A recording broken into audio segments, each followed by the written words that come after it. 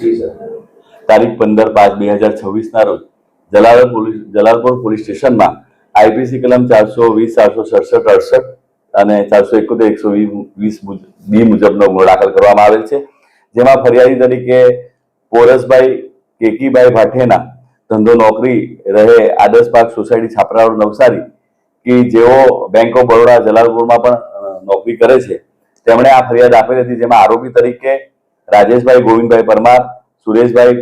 કવલધારી યાદવ, રામસિંહભાઈ જગદીશભાઈ નિર્મળ અને જીતેન્દ્રભાઈ કાનજીભાઈ કોરાટ તમામ રહે નવસારી અને મૌલિક ઠાકોરભાઈ કંડેલ રહે જહાંગીરપુરા સુરત નાઓ વિરુદ્ધમાં ફરિયાદ આપેલ હતી। જે ફરિયાદ છે એ તારીખ 18/12/2022 થી આજ દિન સુધી આ જે તમામ આરોપીઓ છે એ લોકોએ આ જે બેંક ઓફ બરોડા છે જલાલપુર ખાતેથી એ લોકોએ ત્યાંથી આરોપીઓએ આ જે તમામ 5 આરોપીએ પૂર્વ આયોજિત ગુનાહિત કાવતરું રચીને સમાન ઇરાદો પાર પાડવા સારું આ જે ફરિયાદીની બેંકમાં આવી અને લોન બેંક એકાઉન્ટ ખોલાવીને એમની પાસેથી એક લોન લીધેલી, જેમાં કુલ સોનાના દાગીના એ લોકોએ 535.0 ગ્રામ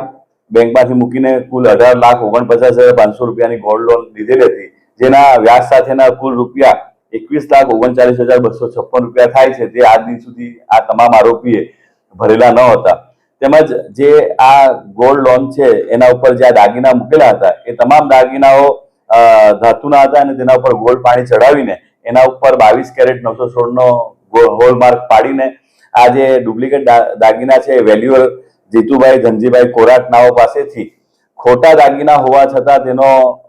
સાચા હોવા અંગેનું પ્રમાણપત્ર એમની પાસેથી મેળવીને એને સાચા તરીકે ઉપયોગ કરીને આ જે દાગીના છે એ બેંકમાં મૂકીને લોન લીધેલી છે। આ પ્રમાણે બેંક સાથે ઠગાઈ કરેલી અને જે ખોટા પ્રમાણપત્ર બનાવેલા તેના આધારે આ તમામ આરોપીઓ પર ગુનો દાખલ કરવામાં આવેલ હતી અને આ જે તમામ આરોપીઓ છે તમામની ધરપકડ કરવામાં આવેલ છે અને જેની આગળની તપાસ police inspector Shri LG Rathod Jalalpur police station હાલ કરી રહેલ છે। બેંકના કોઈ કર્મચારી સંડોવાયેલા હોય છે? હાલ તપાસમાં એવું જણાવેલ નથી, પણ આ જે